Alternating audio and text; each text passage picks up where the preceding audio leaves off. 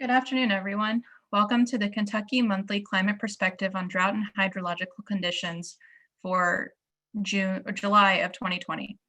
I am Megan Schargorodski with the Kentucky Climate Center, and I will be your moderator today. Today we have Stuart Foster, the director of the Kentucky Climate Center and the state climatologist for Kentucky, leading the main portion of the webinar. We will also have Matt Dixon join us from the University of Kentucky Ag Weather Center, who will be contributing some of the agricultural impacts that we have seen across the state. If you have any questions, please feel free to either type them into the chat box or on Zoom, or hold your question until the end, and we'll give you the opportunity to ask.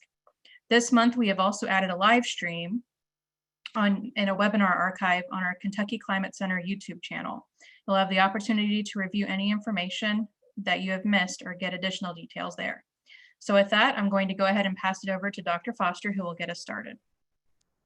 All right, thank you, Megan. I appreciate that introduction, and welcome everybody today. We're kind of pushing up against the July 4th holiday, so maybe have a harder time getting some people's attention today, but we appreciate everybody that's joined us.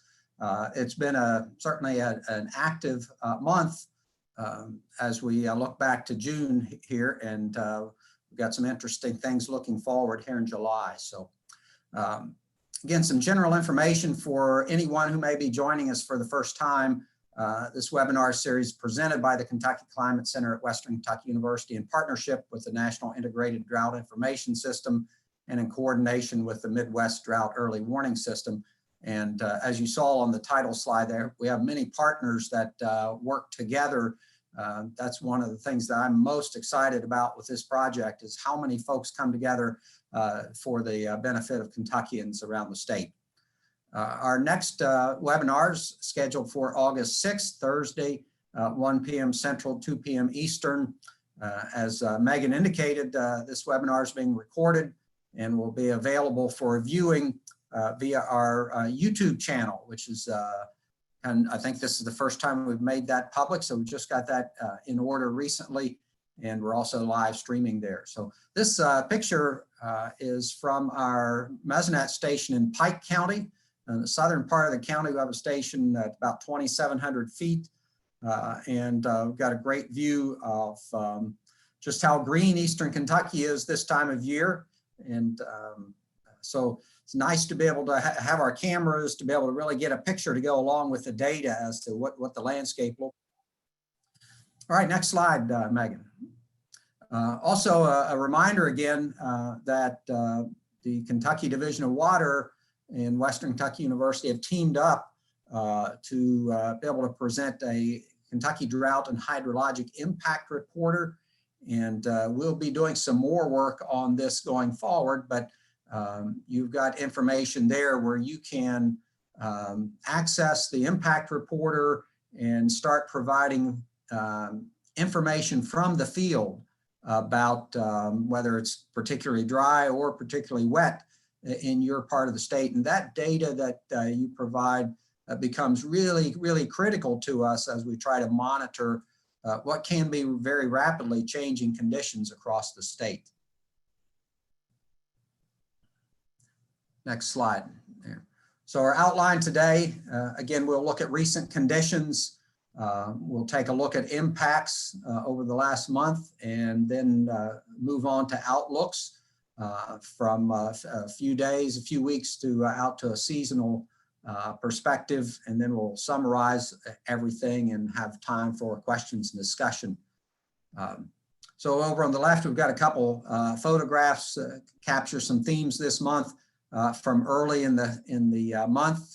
Picture of pasture and hay being put up, and so we had some dry weather, and I'll let Matt talk a little bit more about the ag impacts, but farmers were able to get out and put up some hay early on, and then right there at the end of the month, last few days, we've had some very heavy rains that led to some minor flooding in places. That picture from Butler County and looking at the Green River there, it's a little bit out of its banks there in the distance. Next slide. 30-day accumulated precipitation And if you take a look at this map and some of the numbers across there, you can see the darker red shading is getting values that are up around 10 inches plus or minus. We've got in McLean County there 11.86 inches. We've got several that are 7, 8, 9 inches through large portions of the state. And then some areas that missed out on a lot of that rain, much of which occurred in the last several days. But you can see far northern Kentucky there, Boone County, our station there at only 1.92 inches. And then within that northern tier of counties, basically about 3 inches or so was typical over the last 30 days. And then a little bit drier in southeastern Kentucky also. But for the most part, ample rainfall across the state over that 30-day period. Not necessarily well distributed over that 30-day period, but that's a total that we received. And go to the 60-day map. And so we're incrementing basically 2 months worth of precipitation. And you can see in the brighter shading there that we have some values that are in the upper teens, mid to upper teens. So, you know, typically, depending on where you are around the state this time of year, it would average somewhere around 4 inches a month. So anything 10 inches or more indicates that we've had, you know, a very ample rainfall. And when we get up to the mid-teens, that's quite a bit more than what we would expect this time of year. And the dry areas here, again, we go back up to northern Kentucky, we're looking at somewhere around 7 inches in some of those locations. And southeastern Kentucky doesn't show up as being as dry over that 60-day period. So go to the next map for 90 days. And again, pretty well distributed across the state. We've got the peak values there in south central to eastern Kentucky of over 20 inches at some locations. A little bit lesser amounts, again, up along the Ohio River between Louisville and Cincinnati area. And then a little bit drier in the western portion of the state. This was an area where there was some concern about conditions becoming drier. And last month on our webinar, we talked about the notion that we had started to see a more extended period of dryness in the western part of the state. And again, that shows up a little bit more here on the 90-day total than it did on the 30-day and 60-day totals. Now, if we take those values and put them in the context of what's normal for this time of year, the upper left, you see the 30-day precipitation as a percent of normal, and then the 60 and 90-day totals as a percent of normal on the right-hand column. The light blue shaded areas are areas that received anywhere from 150 to 200% normal precipitation, and the dark blue to purple are 200, 300% of normal. So you see, again, a large portion of the western half of the state that is well above normal over that 30-day period. And again, much of that is really associated with rainfall that we received over the past week when we had a stalled frontal system that brought some very heavy downpours and slow-moving systems across the state. If you look at the 30-day totals a little bit farther, the yellow to brown shaded areas are areas where we were below normal. In the driest portions there, you know, about 50% of normal, so to speak. And you can see, again, that area in northern part of Kentucky that's been drier than normal over the last 30 days. And then also in southeastern Kentucky started to dry out there over the last 30 days. But if you move it to the 60-day and the 90-day maps, they're very similar in terms of the overall pattern. And they show a period going back, again, beyond the 30 days where we were had been well above normal precipitation-wise on the eastern third of the state. And so the 60 and 90-day totals there reflect that. So that recent dryness is really in Eastern Kentucky is not problematic at this point by any means because of the ample precipitation that we'd seen earlier in the year. Probably would be paying a little more attention to that area in the northern part of the state because as you can see on the map, especially the 30-day map, when you get into southern Ohio and Indiana, the dry pattern there is more pervasive.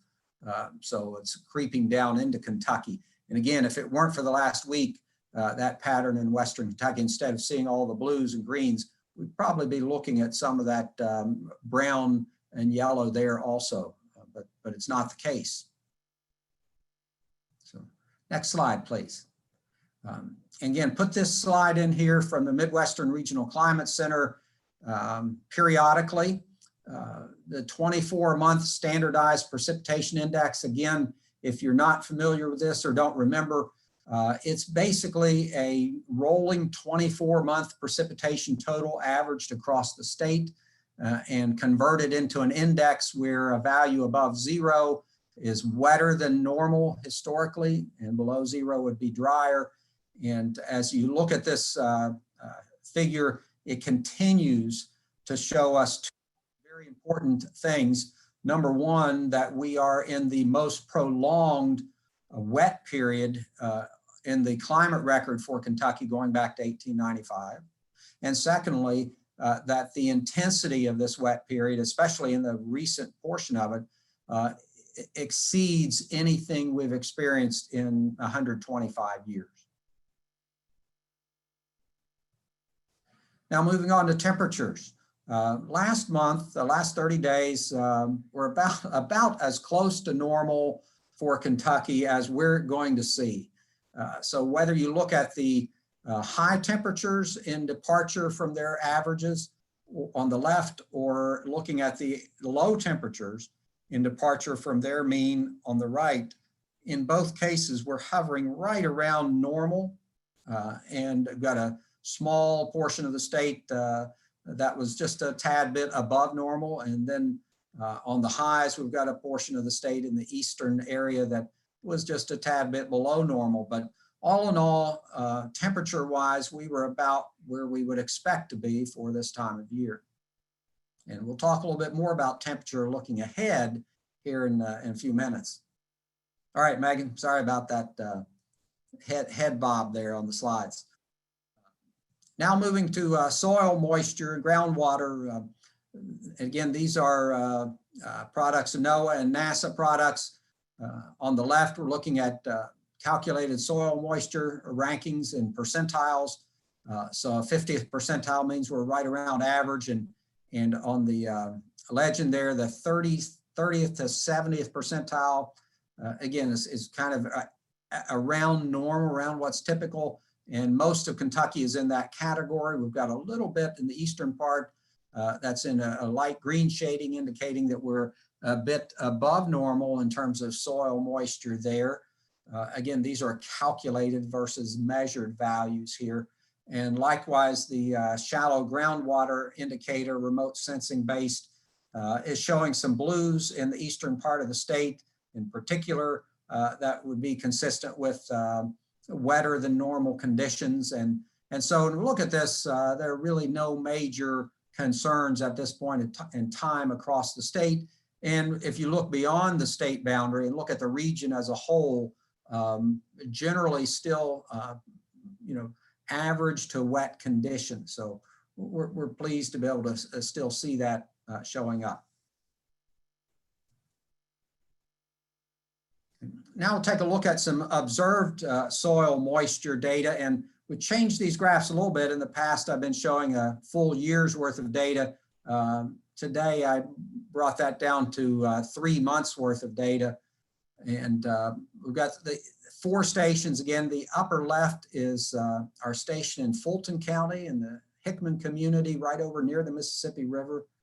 And you can see that this is updated through the end of June, around the 1st of July. So some of these areas may have received a little bit more rain that's not captured here. But the key thing here is that if you were on last month's call, you're aware that we were starting to see some dryness develop. We were starting to see groundwater or soil moisture break down a little bit. And if you look back over the last month, you can see that was happening in each one of these cases to some degree. But there in the upper left in Fulton County, the effect of the recent precipitation is that the more shallow levels, 2 and 4 inches, have bounced back quickly, as we would expect. Has been less change at the 20-inch level and 40-inch level, certainly buffered from any significant fluctuations there. And of course, each one of these soil moisture graphs reflects sensors that are at a specific location, and conditions can vary quite a bit depending on soil types in the surrounding areas and you know, the hit or miss nature of precipitation sometimes. But we can see the impact, the bounce back from the recent precipitation. In the upper right, that's the soil moisture measurements coming from Boone County up there across the river from Cincinnati. And that was the area that you'll recall has been drier than normal. And so there, the breakdown in soil moisture that goes back to you know, the latter part of May is continuing. So we haven't received the rainfall there, and those values have continued to drop down a bit. So we'll certainly keep an eye on those going forward. In the lower left, we're looking at our station in Simpson County here south of Bowling Green and just about a mile from the Tennessee border. Again, it had been getting dry there in the recent rains, which were not as heavy there as they were in some other parts of the state, but nonetheless quite ample, helped soil moisture levels bounce back pretty quickly over the last few days. And then on the lower right, we're looking at Hardin County, just outside of Elizabethtown in the Cecilia community. And there, the soil moisture really had not broken down as much as it had in some areas, been a little bit more consistent over the spring period. And again, you can see that the effect of the recent precipitation there, though, in bringing those levels back up a little bit, especially at the shallower depths. So again, when you look at those collectively and look at the previous two slides, you know, for this time of year, soil moisture looks about as good as we would, you know, reasonably be able to expect.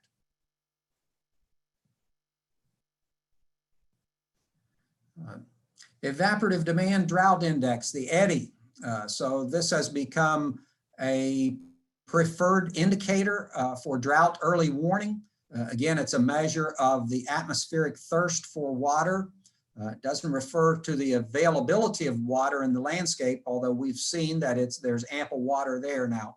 But over the last week on the left, and well, the last week as of June 27th, so that this product has not been updated since. It's updated on that weekly basis. So on the right side, we're looking at a 1 month value. And on the left side, you can see that over the last week, we're generally about average, maybe if some areas just slightly above average in terms of atmospheric thirst. So the rate at which water would evaporate or transpire into the atmosphere.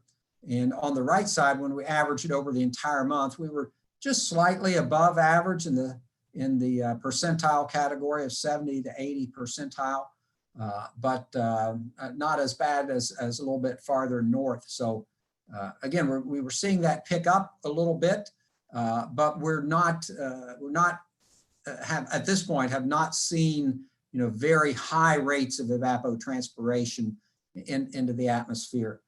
And again, we'll take a look here in a little bit at the outlook going forward, and some of these things may change here before too long.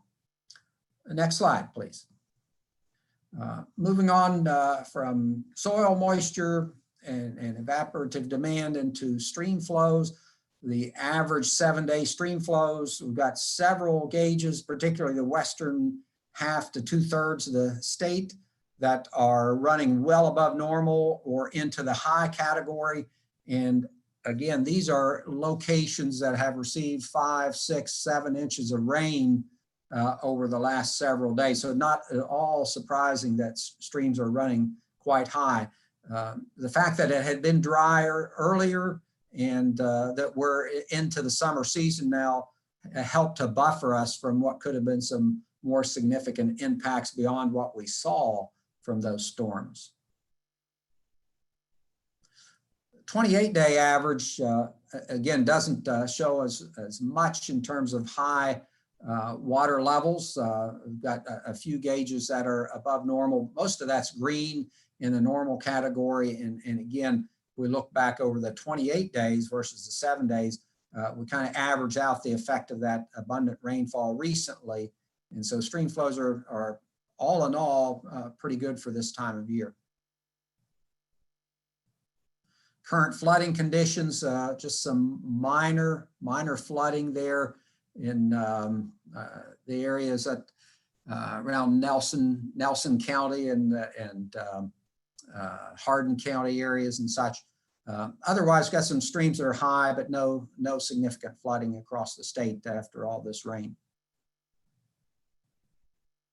So move on to the U.S. Drought Monitor.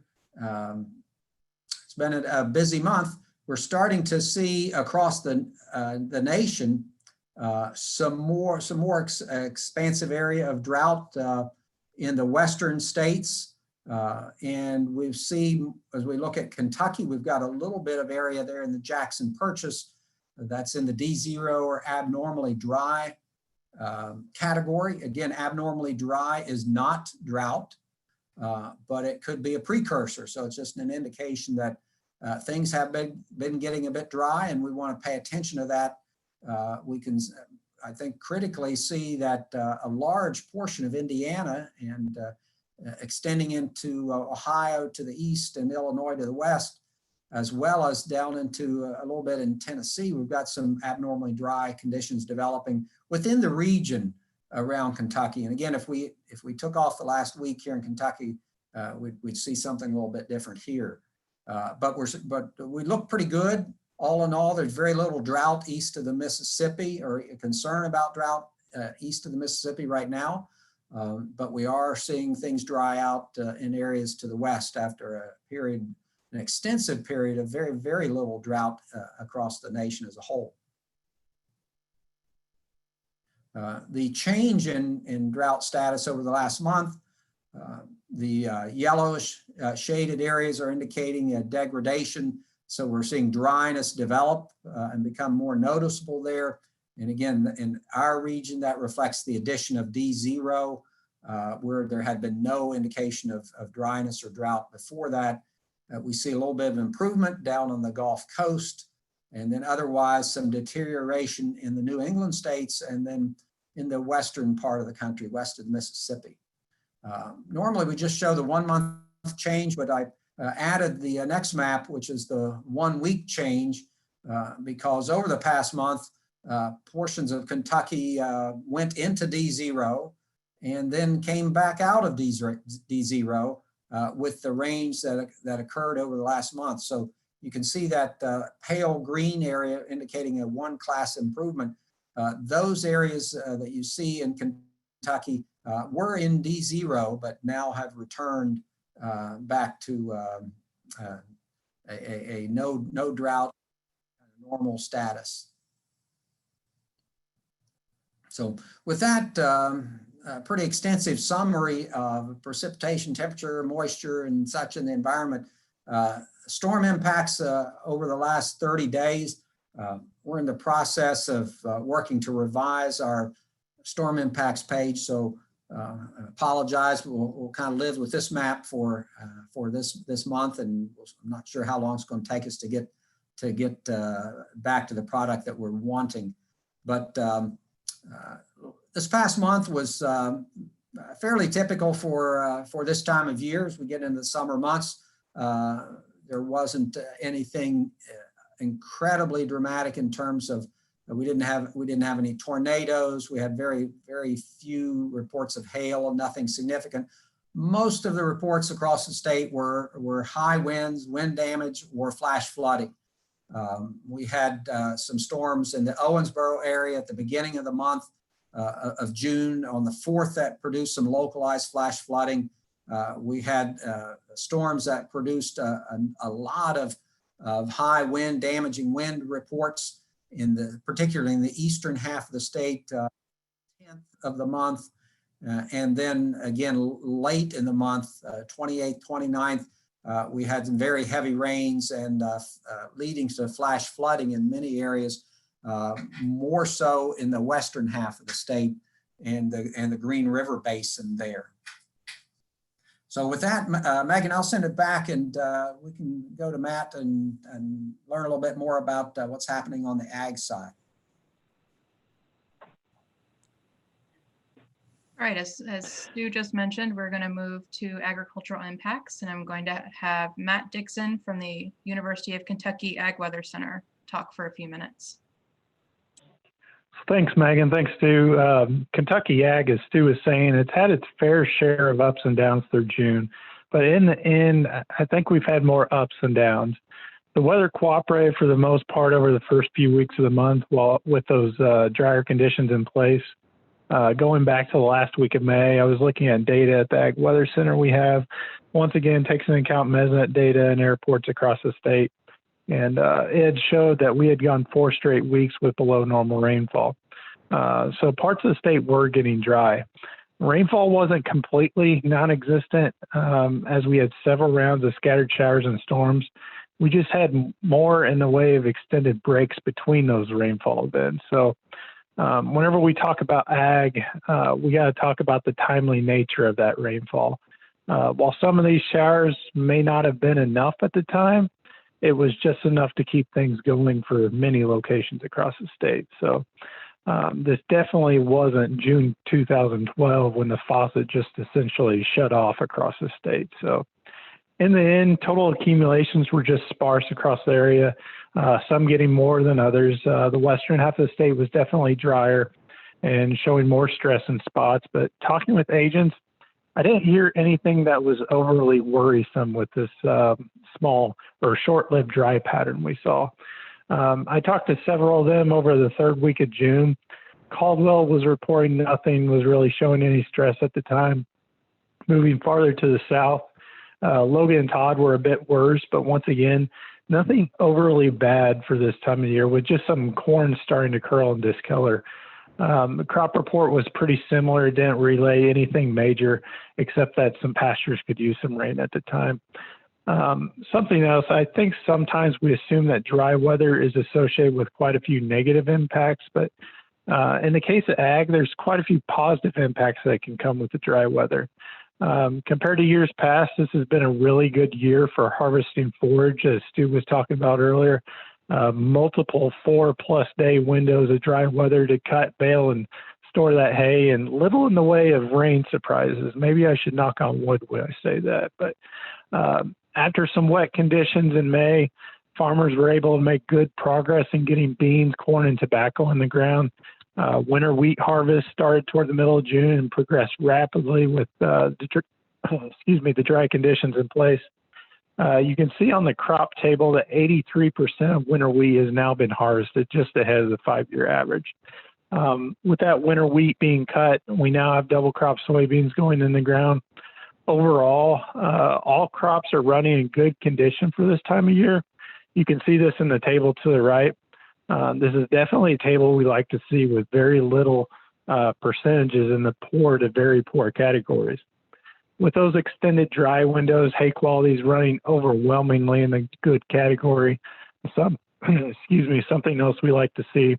Also, looking at the graphs of soybean corn condition of the crop report down there in the lower left-hand corner, the percent of corn and beans in the good to excellent category is running just ahead of that 5-year average at this point in the season. 2020 is the blue line, and the green line is that 5-year average. So something else to point out as a potential positive is that a little stress this early in the growing season, it's not always a bad thing. At this point in season, a little dry weather can be good for a corn crop and lead to some deeper roots that may be needed later in the season when another round of dry weather and potentially more intense heat is expected. As a farmer, though, you're always happy to see that rain after a extended stretch of dry weather. Matt Adams, he's an extension agent in Hardin County. He posted this tweet in the right-hand corner on Father's Day. whenever they finally saw some rain there in Hardin County. Looking at the Mesonet station in Hardin County, they saw 1.36 inches on that day, and prior to that event, they had went 16 days with only 0.19 of an inch. So there were isolated showers here and there over the first few weeks of the month, but once again, it wasn't a whole lot in the way of accumulations. This was a case for quite a few people across the state, but once again, Father's Day came and we saw some widespread rainfall, and 1.36 inches there in Hardin County. Quite a few other counties saw some significant rainfall. So saying all this, it was dry. As Stu was saying, as what most everyone has seen recently, the switch flipped to a flooding scenario this past week for some people. Now, this isn't the case for everyone, but many across the state saw excessive rainfall this past week with those tropical-like showers and storms as of late. I've seen some pictures of flooding across western and west central Kentucky with those locations that got 5+ inches, 6, 7 in some spots within a very short period of time. We'll have to see the amount of damage, but unfortunately, I've seen some videos of fields just completely underwater. So I'll have more on that in the next webinar next month. But while some may need a break from the water following this past week's storms, I know some have missed the rainfall, and this following week doesn't look too great in the way of rain chances, and the heat will turn up. I know Stu will talk about this in a second, but I know where I live in Scott County, we missed most of everything this past week, and I think that was the same trend up through the northern bluegrass. I know it's starting to get a little dry around here. We're not hurting by any means, but just something to watch moving forward, especially with corn starting to silk and pollination occurring, this being a time when corn needs access to plenty of water. So unfortunately, short range outlooks had that drier pattern continuing through the first half of July. So once again, just something to watch. It could change. This is the summer months. Isolated scattered activity is pretty common, but we'll see where we go. So that's what I have. I'll send it back to you, Megan. Hope everyone has a safe and happy 4th of July. Thanks, Matt. Now we'll move on to our future outlook, and I'm going to toss it back to Stuart Foster.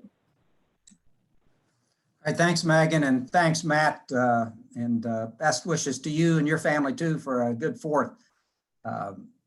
As you mentioned there, looking ahead, we flipped that switch, but we may flip it back again. The 7-day quantitative precipitation forecast basically hints that we're likely to be pretty dry, maybe a little bit of spotty rain here or there, but nothing like we saw this past week. So things should dry out fairly quickly here across the state. And for those that were affected by flooding or might still be affected, maybe some of that water will recede here in a pretty quick fashion. 6 to 10 day outlooks on temperature and precipitation. On the left side, you can see the map shows for Kentucky, we've got an enhanced likelihood of above normal temperatures. That likelihood becomes much greater as you move out into the plains and the upper Ohio basin, upper Midwest, expecting to see some ridging develop in the middle of the country there.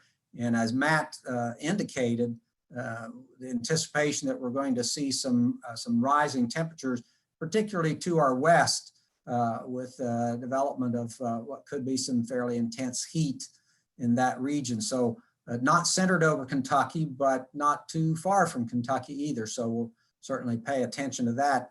And in conjunction with that ridging and high pressure in the affecting the region, we've got a slightly enhanced likelihood of below normal precipitation through the Ohio Valley. And that catches a little bit of Kentucky, but when you look at the map on the right, you can see that there's just that tongue of dry area indicated, but on both sides of it in the upper plains and in the southeast, enhanced likelihoods of wetter than normal conditions. So that probably alters a little bit, the degree of confidence we have in the forecast, just with the idea that, it fluctuates quite a bit over relatively short distances as you go out from the Ohio basin there. But in any case, after the last week, looking forward to some drier weather is probably all right for most folks.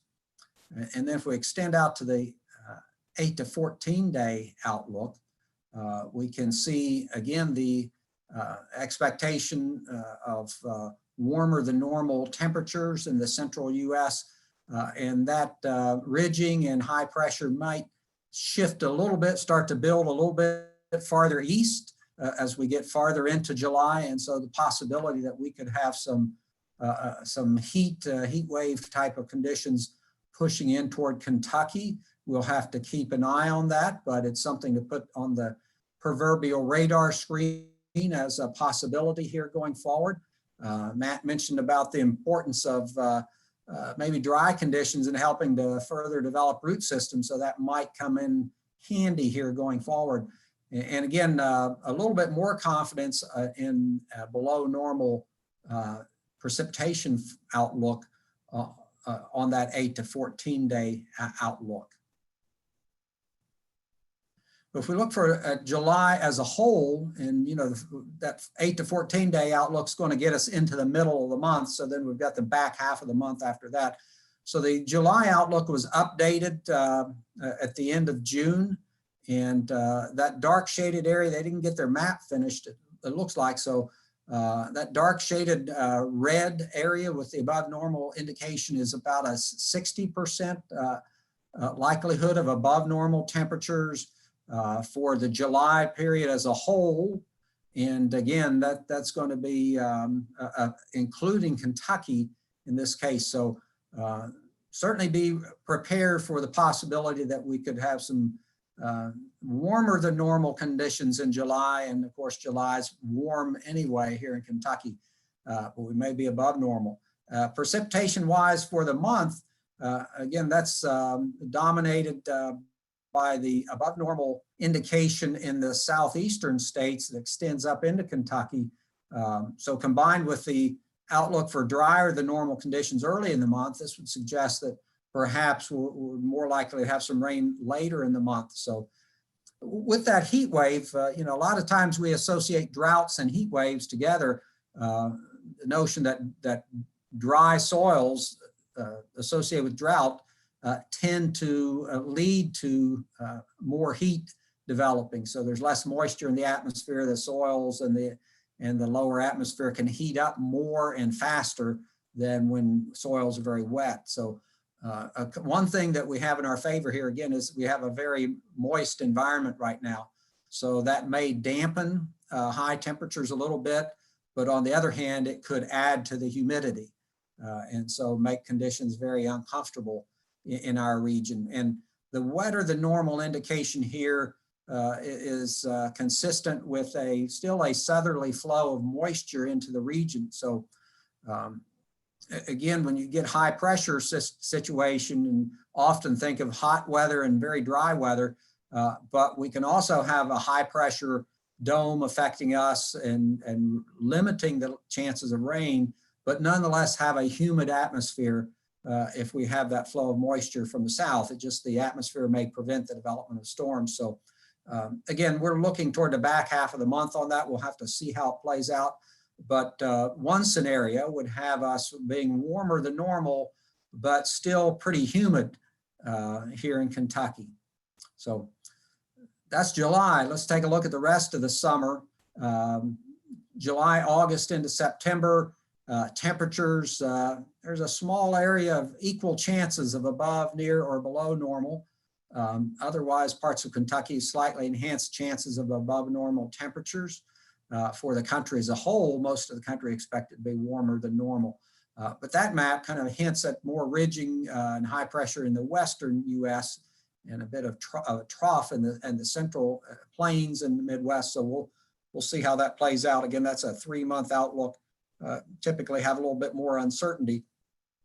And then on the right-hand side, again, what's become a pretty consistent pattern where we have an enhanced likelihood of above normal precipitation. Again, the likelihood of an active hurricane season, tropical storm season and such. So we'll see how that plays out, but it would be very much consistent with this remarkable wet period that we've been in for the last decade or more. Monthly stream flow outlook from our friends at the Ohio River Forecast Center. Again, based on the rainfall we've seen, we've got some areas that are expected to have above normal stream flows for July. But all in all, no major concerns as the waters from our recent rains start to recede. Seasonal flood outlook, again, just the one orange dot that really reflects not so much long range outlook, but what's happening right now, but still within that July, August, September period. So, but again, this is a time of year where we really don't anticipate significant flood risk. Wildland fire potential, again, we're in the kind of neutral or normal category, surrounded by a lot of states that have below normal classification at this point. And again, a little bit early to be thinking of wildland fires and such here in Kentucky. But you can see the Western U.S. Concern continues to grow in that portion of the country. And then to summarize this, everything we've talked about here, then spring pattern of below normal precipitation across the western portions of the state was dramatically interrupted by heavy rains over the past week. As Matt said, it just kind of flipped the switch on things. Those rains produced flash flooding, but only minor river flooding. Some of the folks that had fields along those rivers, though, might have a different opinion of it. And I guess we're looking forward to seeing some of the reports that Matt's able to put together for us next month.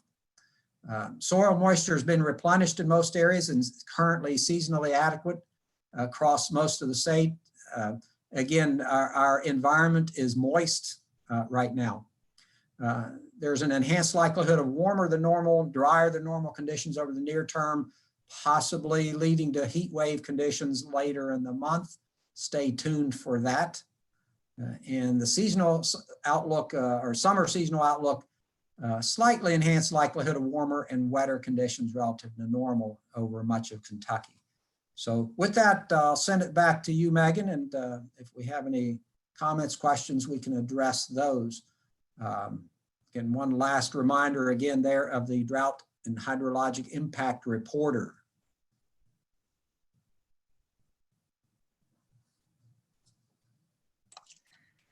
All right, thanks Stu and Matt for a great webinar today. We're going to take just a minute or two to give you the opportunity to either unmute yourself to ask a question, or you can type into the chat box. The YouTube live stream is about 15 seconds delayed, so I'm going to give just a little bit extra time just to make sure they have the opportunity to type in the chat there as well. So feel free to either type in the chat box or unmute yourself.